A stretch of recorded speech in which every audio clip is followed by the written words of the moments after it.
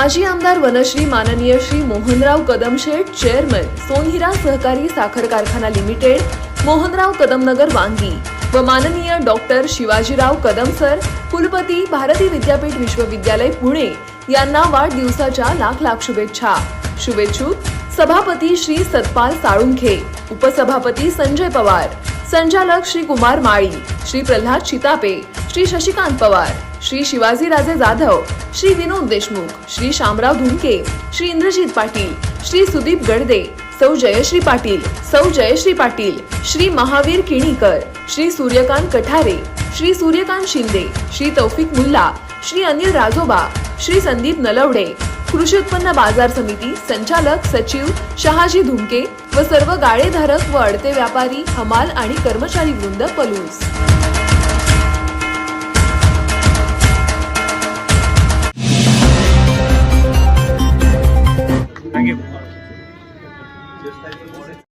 हा आपला लाडका नेता आहे आणि हे जपण्याचं काम आपल्या कार्यकर्त्यांचं आहे।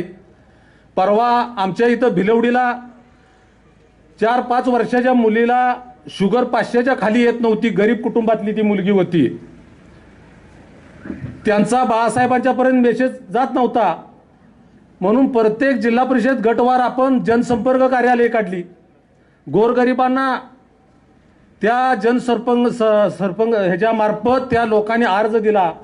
त्या अर्जाचं फॅक्स लगेच बाळासाहेबांना तासात 2 तासात तिथपर्यंत पोचलं जातं आणि खरोखर जिथं जी गरज आहे ज्या गोष्टीची त्या तिथं तातडीनं मदत करण्याचं काम बाळासाहेब करत असतात। महापुराच्या बाबतीत जर बोलायचं बोललं, 19ला आपली सत्ता नव्हती तरी सुद्धा प्रशासनानं जेवणा खाण्याची सोय केली, कर पण बाळासाहेबांनी लगेच निर्णय घेतला। आम्ही सांगितलं बाळासाहेबांना शासनामार्फत पाहिजे तशी सोय होत नाही, लोकांचं हाल नको। त्यावेळी संपूर्ण आमचा नदीकाठ अंकोलगाव पासून जे वसागडे, ब्रह्मणा, खटाव पूर्ण त्या गावामध्ये सकाळ संध्याकाळ भोजन चाऱ्याची व्यवस्था अत्यंत चांगल्या प्रकारे सरकार नसताना सुद्धा केली। म्हणजे सत्ता असली नसली काही फरक आपल्या कदम घराण्याला पडत नाही, हे मला तुम्हाला आवर्जून सांगायचं आहे। कारण सत्ता म्हणजेच बाळासाहेब ते आहेत आपले, सत्ता असून दे नाहीत नसून दे। मी हे आत्ताचं सांगायला लावले, मागचं पण सांगायला लावले, सत्ता नसताना सुद्धा त्यांनी कामं केलेले आहेत। दुसरी गोष्ट, तळागाळातून एवढा राष्ट्रीय लेवलच्या काम करण्याची ताकद असताना सर्वसामान्य लोकांना विचारणं, विचारपूस करणं, गरजूंना मदत करणं हे त्यांच्या दादांचे आणि साहेबांचे संस्कार लहानपणापासून बाळासाहेबांच्यावर झाल्यामुळं प्रत्येक गोष्टीची त्यांना जाणीव आहे। आणि मला कार्यकर्त्यांना एक विनंती करायची आहे, आता 4 महिन्याच्या पुढं इलेक्शन आहे, लोकसभेचं जी काही ताकद आहे ती बाळासाहेबांनी आपल्या दाखवून दिलेल्या आहे राज्याला, देशातल्या आपल्या नेत्यांना। आणि खरोखर जनतेच्या मनातलं बाळासाहेबांनी ओळखून जे सांगलीला भाषण केलं आणि त्या भाषणाचा परिणाम जनतेवर झाला। आणि खरं या लोकसभेचा हिरो जर कोण असेल तर विश्वजित कदम असतील। मी त्यावेळी त्यांना सांगितलं होतं, ज्यावेळी सुतगिरणी बाळासाहेबांना मी बोललो होतो, बाळासाहेब आम्ही 2 वर्ष तुम्ही विशालदादांना घेऊन सगळ्या जिल्ह्यात फिरत आहे आणि विशालदादांनी पण जे पहिले कटू त्यांनी सांगितलं, मला वाईट वाटतंय तुमच्या पुढे हे कराय कर, पण जे स्वभाव दादांचा सुद्धा बदलला आणि बाळासाहेबांनी 2 वर्ष जिल्ह्यात त्यांना घेऊन फिरल्यामुळं लोकांना, कार्यकर्त्यांना पण, काँग्रेस कार्यकर्त्यांना ऊर्जा आली आणि बाळासाहेबांचं जे धडपाडून 2-3 महिने जो प्रयत्न केला पक्षाकडे तिकीट मागण्याचा, परंतु आघाडीमुळं अडचण आली, परंतु जिल्ह्याला, सर्वसामान्य लोकांना जिल्ह्याला पतंगराव कदम कसे पाहिजे होते त्या रूपानं विश्वजित कदम साहेब आपल्याला मिळाले। कारण हा माणूस डावपेची, चुकीचं, कुणाला फसवायचं, कुणाला पाडायचं, कुणाला अडचणीत आणायचं हे कदम घराण्याच्या रक्तात नाही। कारण मी लहानपणापासून वयाच्या 18व्या वर्षापासून असल्या दादानी राजकारणात मला आणलं। उत्तम शेती करा, जो काय आपला व्यवसाय असा करा, समाजकार्य 80% करा बाळासाहेब। आपाप राजकारण होतं, ही दादांची शिकवण आहे। जर तुम्ही प्रामाणिकपणे गावातले कार्यकर्ते माझं एखादं तुम्ही वाईट वाटून घेऊ नका, पण आपला नेता एवढा पॉवरफुल आहे, त्या नेत्याला कुठल्याही आपल्या चुकीच्या कुठल्या कामामुळं डाग कुठला, म्हणजे आपला हे विश्वजित कदमाचा नेता आहे, साहेबांचा नेता आहे, मोहनराव कदमांचे कार्यकर्ते आहेत. अशा पद्धतीनं राहून आपण येणारं इलेक्शन चांगल्या पद्धतीनं बाळासाहेबांना ताकद देऊया, कारण आता त्यांच्यावर जबाबदारी फार मोठी येणार आहे.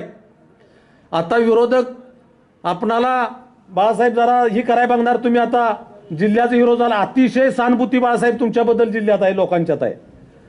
त्यामुळं एवढ्या कमी वयात जिल्ह्याचं नेतृत्व बाळासाहेबांना मिळालं ह्याचं समाधान आम्हा सर्व कार्यकर्त्यांना आहे. बाळासाहेब तुमचं ह्या 288 आमदारामध्ये महाराष्ट्रामध्ये एक मतदारसंघ असा आहे की पलूस कडेगाव उच्च शिक्षित, इंजिनिअरिंग असो, BMS असो, MBA असो, कुठंही जावा त्यांनी निदान 50% तर फी माफ केलेली आहे. इतर महाराष्ट्रात 288 आमदार आहेत, त्यातल्या 277 मधले कुणी मला माफ केले असं सांगावं मी जाहीर तुम्हाला हे कार्यकर्ता म्हणून मी तुम्हाला सांगाय का लागलोय. 19ला महापूर आला बाळासाहेब, त्यावेळी ज्यावेळी माझी मुलं गोडावतला होती, 9-10 लाखाचं नुकसान झालं, नदीकडीला क्षेत्र असल्यामुळं बाळासाहेब म्हटलं असं असं झालंय. बाळासाहेब म्हटले मी मुलं दत्तक घेऊ काय, नको बाळासाहेब म्हटलं हाय मी करतोय अजून. परंतु या कार्यकर्त्याला ताकद जी दिली, जी ऊर्जा दिली, त्या ऊर्जेच्या ह्याच्यावर माणसं तयार होत असतात. गोडावतला गेलो, माझे बंधू कुलगुरू होते, कुलगुरूंनी संजय गोडावतना डायरेक्ट बाळासाहेब सांगितलं 4.5 लाखातले 10,000 कमी केले. ते म्हटले हे गोडावतला असलं काय नाही, आमचा व्यवसाय आहे, हा आमचा व्यवसाय आहे. 4.5 लाखातले 10,000 कमी केले माझ्या बंधूंनी कुलगुरूंनी सांगितलं. मी म्हटलं अण्णा तुमचा 15 मिनिटं वेळ कशाला संजय गोडावतच्या संबोध माझे 10,000 कमी करायसाठी, मी तुम्हाला सांगायला नसाय पाहिजे होतं. मला वाईट वाटलं बाळासाहेब. म्हणजे मला काय तुम्हाला सांगायचं आहे, हे पतंगराव कदम घराणं म्हणजे समुद्र आहे. ह्या समुद्राचा कसा आपण सत्कार्य करून घ्यावं, शाश्वत कसं त्यांचं मतदारसंघात दिवा कसा फुलत राहावा, ही आपलीच कार्यकर्त्यांची जबाबदारी आहे. हॉस्पिटलचं असून दे, ॲक्सिडेंट परवा झाला रात्री 10 वाजता, 2 लाख रुपये भरा म्हटले. मी आप्पांना फोन केला, आप्पा रामोशी समाजाचे गरीब मुलगा आहे, त्याचा ॲक्सिडेंट झालाय आणि आप्पा ते आत्ता पैसे भरू शकत नाहीत आणि आपण ॲडमिट करून उपचार चालू करा. आप्पांनी फोन केल्यावर तिथं उपचार चालू झाले. संध्या गरीब कुठला पैसा आणणार, ती कुठल्या योजना शासनाच्या आहेत त्या लगेच तुम्ही हे करू शकत नाही. काय काय गोष्टी डोक्याला ज्यावेळी लागलं, मेंदवाला लागलं असतं, काही बाळासाहेब योजना बसत नाहीत आपल्या शासनाच्या. तुम्ही विधिमंडळात जरा विषय घ्यावा.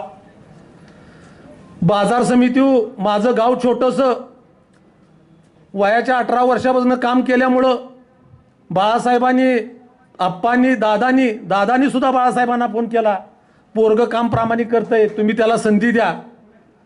आणि कृषी उत्पन्न बाजार समितीला संधी 1 वर्ष बाळासाहेब पूर्ण झालं. 62 लाखाचा ह्या वर्षात कृषी उत्पन्न बाजार समितीचा नफा झालेला आहे आणि चांगल्या पद्धतीनं कृषी उत्पन्न बाजार समितीचं काम चालू आहे. तुमच्या मार्फत निधी पाहिजे, तर पण गावं जास्त असल्यामुळं आमदार फंड आपणाला जरा वापरायची अडचण आहे, तर पणन महामंडळाकडून आपला निधी मिळावा.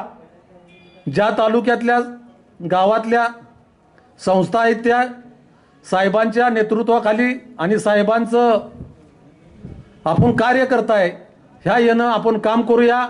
येणाऱ्या इलेक्शनला कदम साहेबांना जे मागलं लीड होतं आपलं 1 लाखाचं, ते लीड कसल्याही परिस्थितीत आपणाला हे ठेवायचं आहे.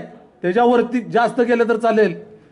आणि शाश्वत विकास, शाश्वत जे बाळासाहेबांचं काम 24 तास लोकांच्यासाठी झटतो, प्रपंच करून तुम्ही दररोज 2-3 तास आम्ही ग्रामीण लेवलला जर बाळासाहेब दिले तर भरपूर झाले असं मला वैयक्तिक वाटतंय.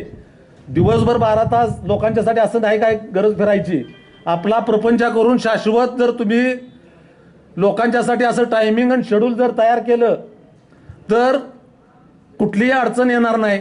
आणि जी जिल्हा परिषदवार जी तुम्ही संपर्क कार्यालयात काढलेत, गोरगरीब लोक तिथं अर्ज देतात, फी माफीचा असून दे, ॲडमिशनचा असून दे, ते तुमच्या माध्यमापर्यंत येतात. आणि त्यातून सुद्धा गोरगरिबांची कामं होत्यात. तर बाळासाहेबांना मी ज्या आज टँकरचं लोकार्पण सोहळा जो घेतला त्याबद्दल मी बाळासाहेब तुमचं अभिनंदन करतो आणि मला बोलण्याची संधी दिली. एक छोट्याशा गावातल्या प्रामाणिक आदर्श मानवाचं एक कुटुंब आहे. स्वर्गीय पतंगरावजी कदम साहेबांना खऱ्या अर्थानं त्यांच्या राजकीय सामाजिक जीवनामध्ये साथ देणारे मोहनदादा कदम असोत, शिवाजीराव कदम सर असोत आणि त्यांची सर्वच भावंड अतिशय एकीनं, प्रेमानं आणि जिव्हाळ्यानं एकत्र राहिले. या सर्व कुटुंबानं मिळालेल्या राजकीय संधीच्या माध्यमातून खऱ्या अर्थानं राजकीय सहकार आणि शैक्षणिक क्षेत्रामध्ये फार मोठी क्रांती केली. आपणा सर्वांना भारतीय विद्यापीठाचा इतिहास माहीतच आहे, परंतु आश्चर्य वाटावं असं स्वर्गीय पतंगरावजी कदम साहेबांचा एकंदरीत सर्व प्रवास आहे. एखाद्या लहानशा सोनसरसारख्या खेड्यामध्ये जाऊन पुण्यामध्ये विद्यापीठ स्थापन करणं आणि त्या विद्यापीठाचं अभिमत विद्यालय निर्माण करणं आणि त्या विद्यालयाच्या शाखा देशभर नव्हे तर समुद्रापार, 7 समुद्रापार उभा करणं हे फार मोठं शैक्षणिक क्रांती साहेबांच्या माध्यमातून झालेली आहे. खरं तर राजकीय क्षेत्रामध्ये आमदार आणि महाराष्ट्राच्या मंत्रिमंडळामध्ये अनेक खाती भूषवत असताना सर्वसामान्य माणूस केंद्रबिंदू ठेवून साहेबांनी नेहमी कामकाज केलं आणि आपल्या मतदारसंघाचा, जिल्ह्याचा आणि राज्याचा विकास केला. या सर्व कामामध्ये खऱ्या अर्थानं त्यांना पाठबळ दिलं ते मोहनशेठ दादांनी. सोनसरसारख्या एका लहानशा खेड्याचं सरपंचपद आणि पूर्वीच्या खानापूर तालुक्याचं खरोखर त्यांना धन्यवाद दिले पाहिजेत. या कार्यक्रमाचं औचित्य साधून माननीय विश्वजित कदम यांनी आता त्यांचा जो काम आहे त्यांनी केलेलं काय आत्तापर्यंतचं काम असेल किंवा साहेबांचं काम असेल, मोहनशेठचं काम असेल, याचा उल्लेख मी करत नाही. साहेबांचे ते चिरंजीव आहेत, मोहनशेठचे ते पुतणे आहेत किंवा असं हे त्यांचा तो वारसा नाही. त्यांना एवढा मोठा वारसा आहे की त्यांच्या कदम कुटुंबियाला अगदी पूर्वीपासून बघितलं तर कामाचा, लोकांच्यामध्ये राहण्याचा, गोरगरिबांना मदत करण्याचा फार मोठा वारसा आणि मोठी देणगी परमेश्वराने त्या कुटुंबाला दिलेली आहे. आणि त्या कुटुंबात जन्माला आलेले विश्वजित कदम हे आपल्यापुढं आता जे आपल्या अपेक्षेपेक्षा 2 पावलं पुढं जाऊन हे लोकांच्या मदतीला उभा राहतात, लोकांची कामं करतात. त्यांनी काय काम केलं, किती केलं, आता याचा अहोभाव करण्याची वेळ नाही, वेळ बराच झालेला आहे. पण आता नुकत्याच झालेल्या लोकसभेच्या इलेक्शनमध्ये आपणा सर्वांना तुमच्या सर्वांच्या मदतीनं, तुमच्या सर्वांच्या साक्षीने जे सांगली जिल्हा काय आहे, सांगली जिल्ह्याची ताकद काय आहे, काँग्रेसची काय ताकद आहे, हे तिने सगळ्या महाराष्ट्राला नव्हे देशाला दाखवून दिलं आहे. आणि त्याचे खरे हिरो बाळासाहेब कदम आहेत हे आपल्याला नाकारता येणार नाही. असो, ज्या गोष्टी घडून गेल्या, ज्या गरजेच्या होत्या, ज्या घडल्या पाहिजे होत्या त्या घडून गेलेल्या आहेत. भविष्यामध्ये येणारा जो काळ आहे अत्यंत खरोखर अगदी बारकाईने अभ्यास करण्याचा काळ आहे. आता येणाऱ्या 2-3 महिन्यामध्ये विधानसभेच्या निवडणुका आहेत. त्या निवडणुकीच्या निमित्तानं आपल्याला खरं महाराष्ट्राला दाखवून द्यायचं आहे. म्हणजे महाराष्ट्राचं नेतृत्व हा सांगली जिल्हा आत्तापर्यंत करत होता, केलेला इतिहास आहे. वसंतराव दादा 4 वेळ मुख्यमंत्री या महाराष्ट्राचे झाले होते. तो वारसा आपल्या जिल्ह्याला आहे आणि तेच या बाळासाहेबांच्या रूपानं आपण ह्या महाराष्ट्राला दाखवून द्यायचं आहे. आणि ती सगळी शक्ती अगदी सर्व बाजूला ठेवून आपण त्यांच्या मागं उभा करायची आहे. एवढीच आज या दादांच्या आणि सरांच्या वाढदिवसाच्या निमित्तानं त्यांना मी शुभेच्छा देतो आणि मला संधी दिल्याबद्दल मी संयोजकांचा आभार मानतो आणि मी इथं थांबतो. जय हिंद, जय महाराष्ट्र. धन्यवाद भाऊ.